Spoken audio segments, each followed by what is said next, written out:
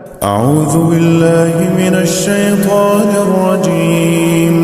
بسم الله الرحمن الرحيم. الحمد لله الذي أنزل على عبده الكتاب ولم يجعل له عوجا قيما لينذر بأسا شديدا من لدنه ويبشر المؤمنين الذين يعملون الصالحات أن لهم أجرا حسنا ماكثين فيه أبدا وينذر الذين قالوا اتخذ الله ولدا ما لهم به من علم ولا لآبائهم كبرت كلمة تخرج من أفواههم إن يقولون إلا كذبا فلعلك باخع نفسك على آثارهم إن لم يؤمنوا بهذا الحديث أسفا إنا جعلنا ما على الأرض زينة لها لنبلوهم أيهم أحسن عملا وإنا لجاعلون ما عليها صعيدا جرزا أم حسبت أن أصحاب الكهف والرقيم كانوا من آياتنا عجبا إذ أوى الفتية إلى الكهف فقالوا ربنا آتنا من لدنك رحمة وهيئ لنا من أمرنا رشدا فضربنا على آذانهم في الكهف سنين عددا ثم بعثناهم لنعلم أي الحزبين أحصى لما لبثوا أمدا نحن نقص عليك نبأهم بالحق إنهم فتية آمنوا بربهم وزدناهم هدى وربطنا على قلوبهم إذ قاموا فقالوا ربنا رب السماوات والأرض لن ندعو من دونه إلها لقد قلنا إذا شططا هؤلاء قومنا اتخذوا من دونه آلهة لولا يأتون عليهم بسلطان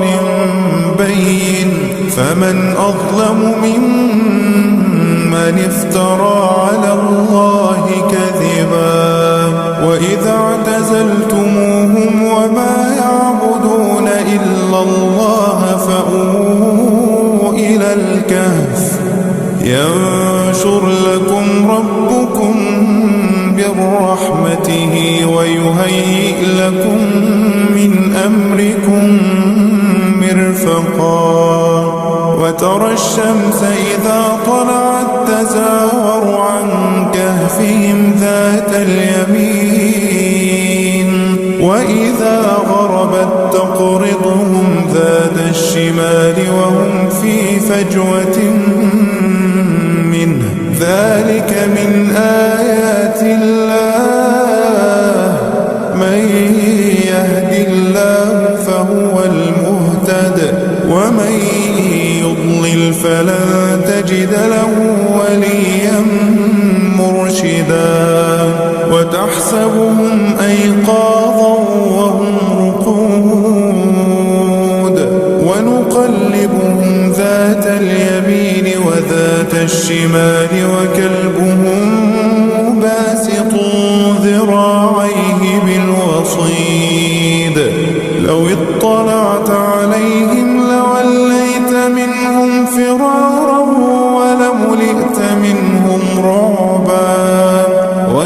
وكذلك بعثناهم ليتساءلوا بينهم قال قائل منهم كم لبثتم قالوا لبثنا يوما أو بعض يوم قالوا ربكم أعلم بما لبثتم فابعثوا أحدكم بورقكم هذه إلى المدينة فلينظر أيها أزكى طعاما فليأتكم برزق منه وليتلطف ولا يشعرن بكم أحدا إنهم إن يظهروا عليكم يرجموكم أو يعيدوكم في ملتهم ولن تفلحوا إذا أبدا وكذلك أعثرنا عليهم ليعلموا أن وعد الله حق وأن الساعة لا ريب فيها إذ يتنازعون بينهم أمرهم فقالوا بنوا عليهم بنيانا ربهم أعلم بهم قال الذين غلبوا على أمرهم لنتخذن عليهم مسجدا سيقولون ثلاثة رابعهم كلبهم ويقولون خمسة سادسهم كلبهم رجما بالغيب ويقولون سبعة وثامنهم كلبهم قل ربي أعلم بعدتهم ما يعلمهم إلا قليل فلا تمار فيهم إلا مراء ظاهرا ولا تستفت فيهم منهم أحدا ولا تقولن لشيء إني فاعل ذلك غدا إلا أن يشاء الله واذكر ربك إذا نسيت وقل عسى أن يهديني ربي لأقرب من هذا رشدا ولبثوا في كهفهم 300 سنين وازدادوا 9 قل الله أعلم بما لبثوا له غيب السماوات والأرض أبصر به وأسمع ما لهم من دونه من ولي ولا يشرك في حكمه أحدا واتل ما أوحي إليك من كتاب ربك لا مبدل لكلماته ولن تجد من دونه ملتحدا واصبر نفسك مع الذين يدعون ربهم بالغداة والعشي يريدون وجهه ولا تعد عيناك عنهم تريد زينة الحياة الدنيا ولا تطع من أغفلنا قلبه عن ذكرنا واتبع هواه وكان أمره فرطا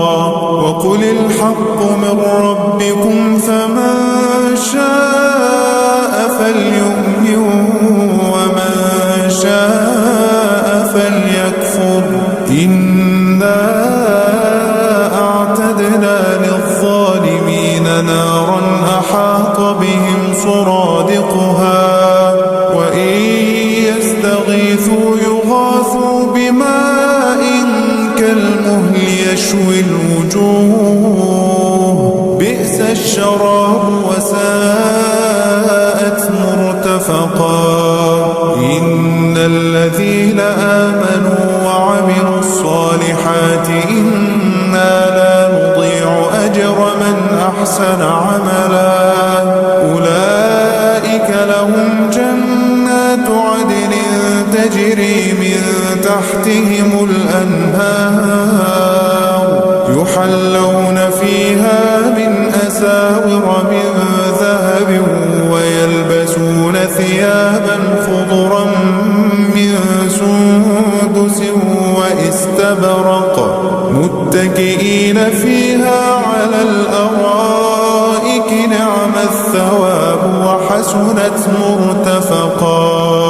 واضرب لهم مثلا الرجلين جعلنا لأحدهما جنتين من أعناب وحففناهما بنخل وجعلنا بينهما زرعا كلتا الجنتين آتت أكلها ولم تظلم منه شيئا وفجرنا خلالهما نهرا وكان له ثمر فقال لصاحبه وهو يحاوره أنا أكثر منك مالا وأعز نفرا ودخل جنته وهو ظالم لنفسه قال ما أظن أن تبيد هذه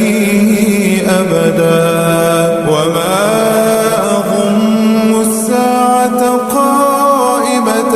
ولئن رددت إلى ربي لأجدن خيرا منها منقلبا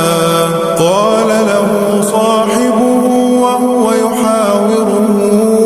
أكفرت بالذي خلقك من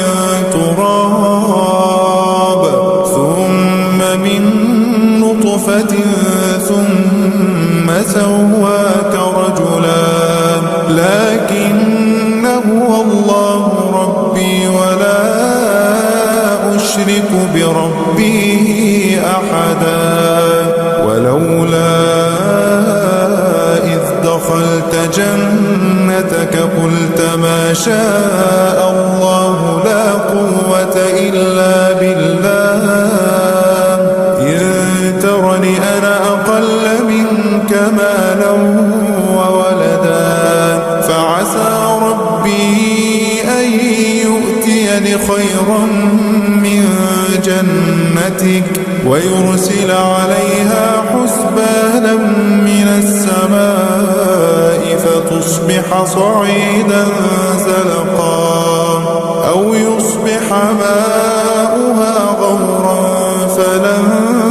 تستطيع له طلبا وأحيط بثمره فأصبح يقلب كفيه على ما أنفق فيها وهي خاوية على عروشها ويقول يا ليتني لم أشرك بربي أحدا ولم تكن له فئة ينصرونه من دون الله وما كان منتصرا هنالك الولاية لله الحق هو خير ثوابا وخير عقبا واضرب لهم مثل الحياة الدنيا كماء أنزلناه من السماء فاختلط به نبات الأرض فأصبح هشيما تذروه الرياح وكان الله على كل شيء مقتدرا المال والبنون زينة الحياة الدنيا والباقيات الصالحات خير عند ربك ثوابا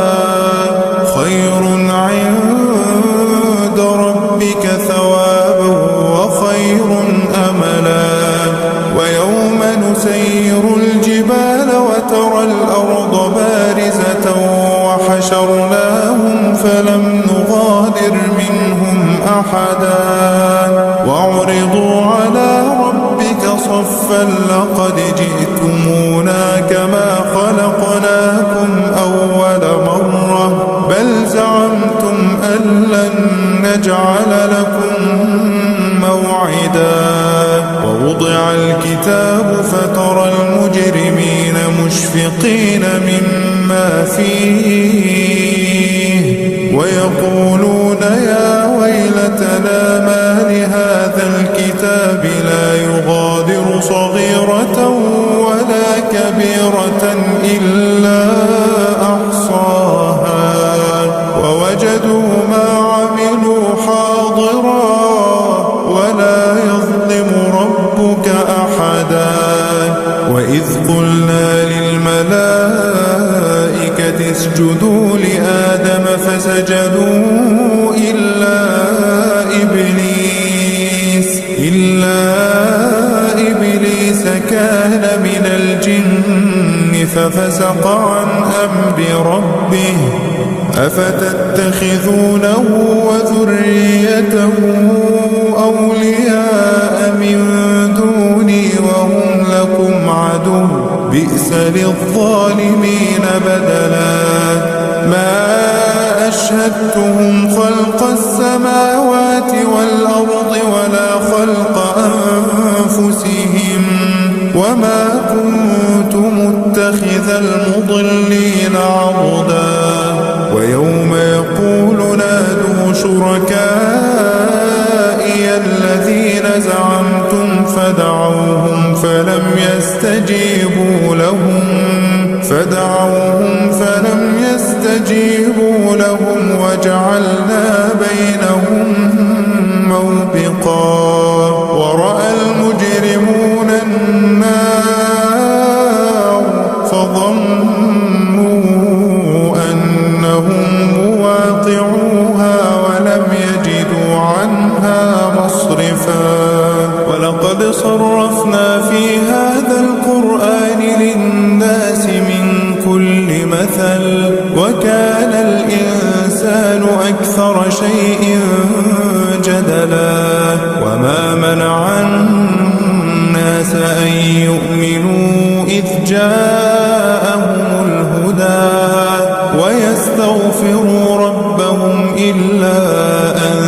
تأتيهم سنة الأولين أو يأتيهم العذاب قبلا وما نرسل المرسلين إلا مبشرين ومنذرين ويجادل الذين كفروا بالباطل ليدحضوا به الحق واتخذوا آياتي وما أنذروا هزوا ومن أظلم ممن ذكر بآيات ربه فأعرض عنها ونسي ما قدمت يداه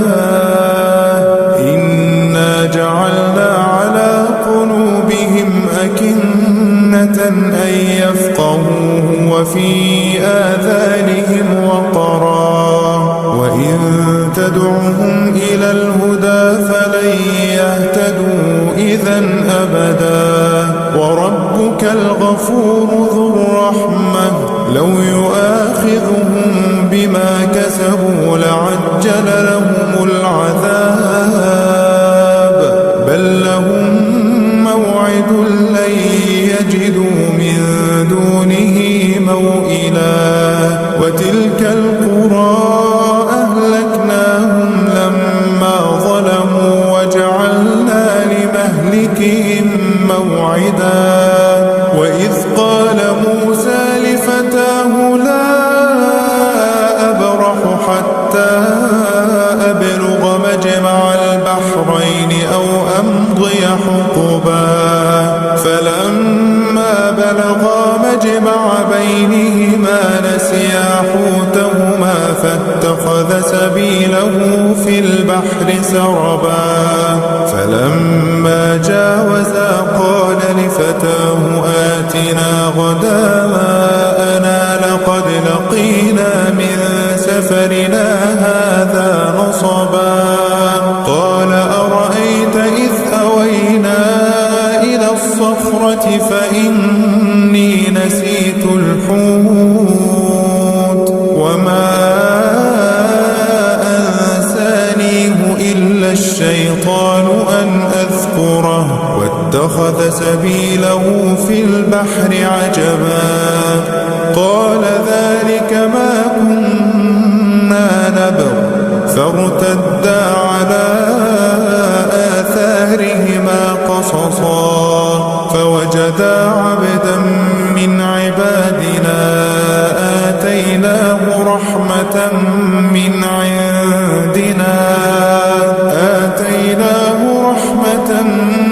عندنا وعلمناه من لدنا علما قال له موسى هل أتبعك على أن تعلمني مما علمت رشدا قال إنك لن تستطيع معي صبرا وكيف تصبر على ما لم تحط به خبرا قال ستجدني إن شاء الله صابرا ولا أعصي لك أمرا قال فإن اتبعتني فلا تسألني عن شيء حتى أحدث لك منه ذكرا فانطلقا حتى إذا ركبا في السفينة خرقها قال أخرقتها لتغرق أهلها لقد جئت شيئا إمرا قال ألم أقل إنك لن تستطيع معي صبرا قال لا تؤاخذني بما نسيت ولا ترهقني من أمري عسرا فانطلقا حتى إذا لقيا غلاما فقتله قال أقتلت نفسا زكية بغير نفس لقد جئت شيئا نكرا قال ألم أقل لك إنك لن تستطيع معي صبرا قال إن سألتك عن شيء بعدها فلا تصاحبني قد بلغت من لدني عذرا فانطلقا حتى إذا أتيا أهل قرية استطعما أهلها فأبوا أن يضيفوهما فوجدا فيها جدارا يريد أن ينقض فأقامه قال لو شئت لاتخذت عليه أجرا قال هذا فراق بيني وبينك سأنبئك بتأويل ما لم تستطع عليه صبرا أما السفينة فكانت لمساكين يعملون في البحر فأردت أن أعيبها وكان وراءهم ملك يأخذ كل سفينة غصبا وأما الغلام فكان أبواه مؤمنين فخشينا أن يرهقهما طغيانا وكفرا فأردنا أن يبدلهما ربهما خيرا منه زكاة وأقرب رحما وأما الجدار فكان لغلامين يتيمين في المدينة وكان تحته كنز لهما وكان أبوهما صالحا فأراد ربك أن يبلغا أشدهما ويستخرجا كنزهما رحمة من ربك وما فعلته عن أمري ذلك تأويل ما لم تستطع عليه صبرا ويسألونك عن ذي القرنين قل سأتلو عليكم منه ذكرا إنا مكنا له في الأرض وآتيناه من كل شيء سببا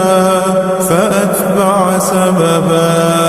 حتى إذا بلغ مغرب الشمس وجدها تغرب في عين حمئة ووجد عندها قوما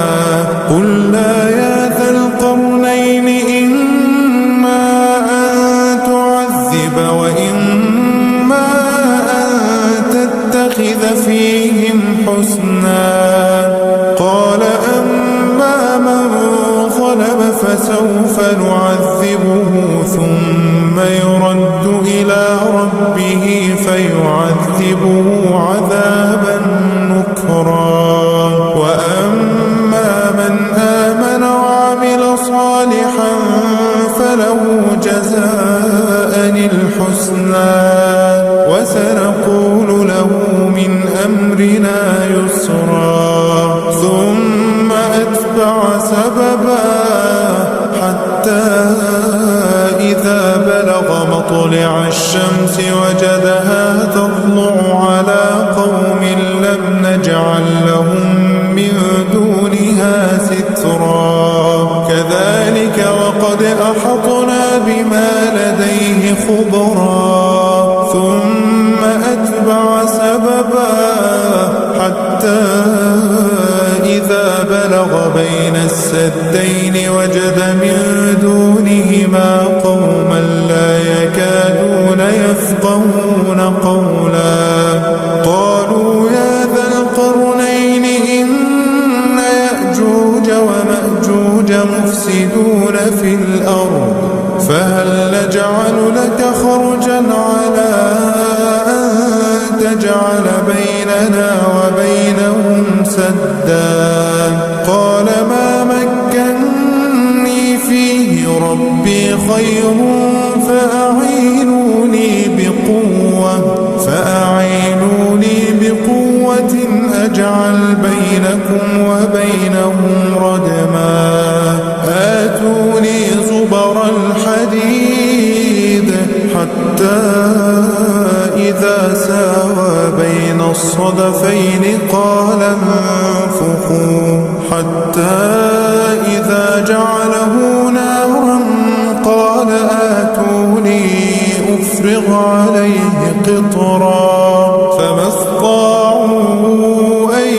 يظهروه وما استطاعوا له نقبا قال هذا رحمة من ربي فإذا جاء وعد ربي جعله دكا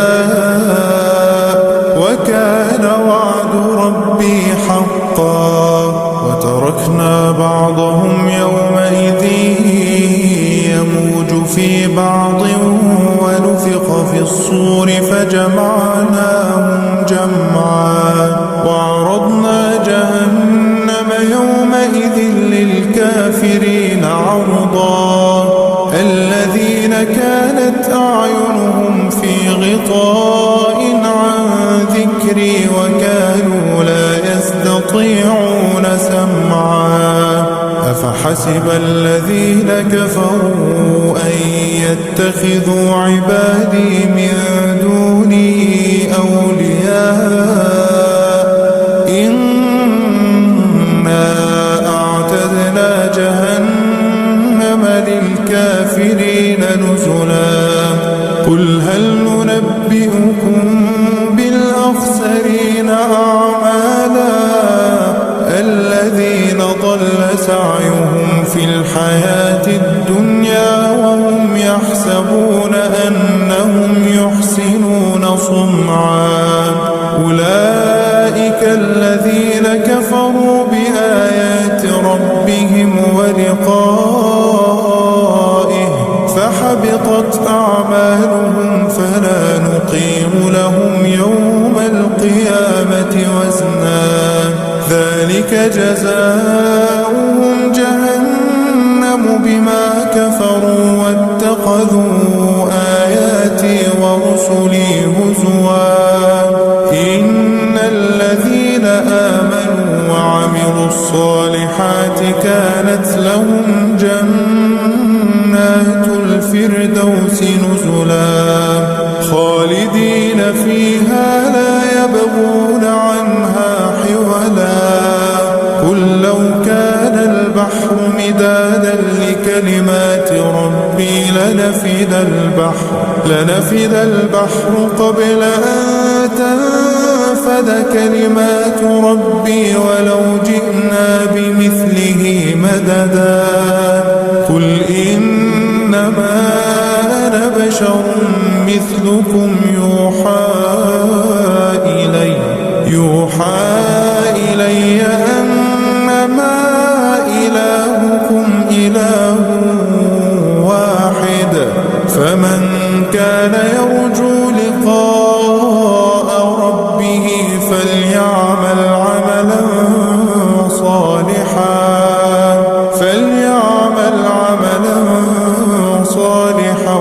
ولا يشرك بعبادة ربه أحدا.